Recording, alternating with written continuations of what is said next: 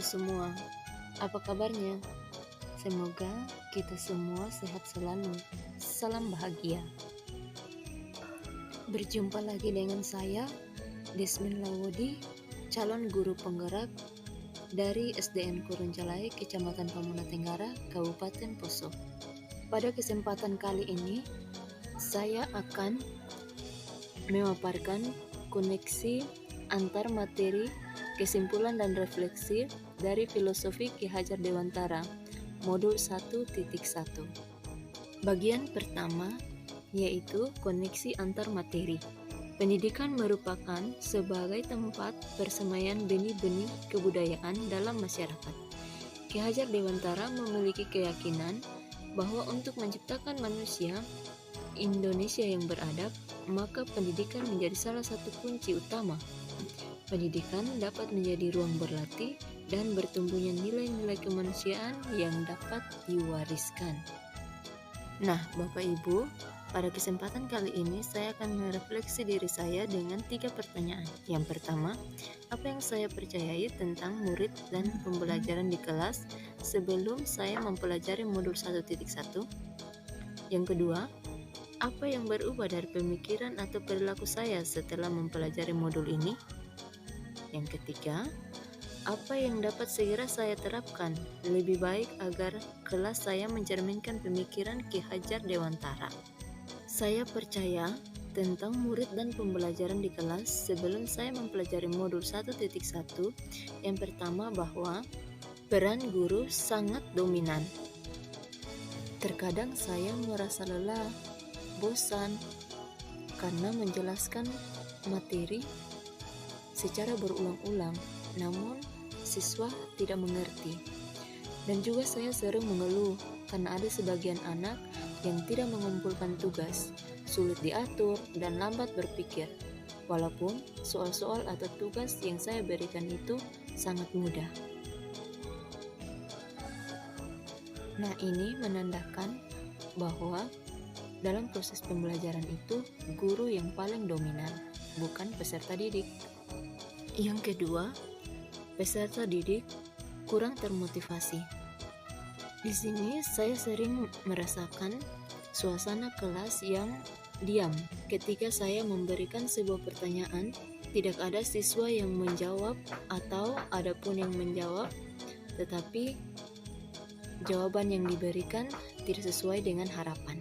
Lalu yang ketiga, saya kurang memahami karakteristik peserta didik.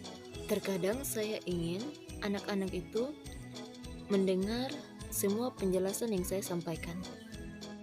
Di sini saya tidak memahami bahwa peserta didik itu memiliki karakteristik yang berbeda-beda. Mereka punya keunikannya masing-masing.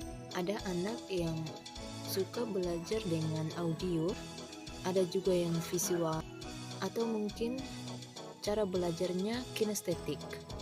Nah, di sini saya tidak memahami karakteristik dari peserta didik saya. Nah, setelah saya mempelajari modul 1.1, perubahan dari pemikiran atau perilaku saya adalah saya menyadari kekeliruan bahwa selama ini memandang anak sebagai objek dalam pembelajaran di kelas. Seharusnya merekalah subjek pembelajaran, merekalah pemegang kendali pembelajaran. Pendidik wajib menghamba pada anak dengan segala ketulusan hati. Perubahan yang saya rasakan dari mempelajari filosofis Ki Hajar Dewantara, yakni sistem AMONG dalam pembelajaran. Proses pembelajaran di kelas harus berlandaskan sistem AMONG. Bertujuan untuk mendidik anak sebagai subjek bukan objek, karena anak adalah pusat dari pendidikan. Dalam pembelajaran tidak menghendaki paksaan-paksaan, melainkan memberi tuntunan bagi hidup anak agar dapat berkembang dengan selamat, baik lahir maupun batinnya. Menyadari bahwa setiap anak itu istimewa, unik, dan memiliki potensi dalam dirinya. Dalam sistem AMONG, anak didik di sekolah sesuai dengan bakat dan minat. Pendidik sebagai tutur handayani berperan menuntun, mengasuh, membimbing anak sesuai kodratnya. agar jiwanya merdeka lahir dan batin. Guru memberikan kebebasan pada anak dalam memilih gaya belajar yang mereka sukai. Dari yang tadinya hanya menuruti instruksi, akan berubah menjadi merdeka belajar.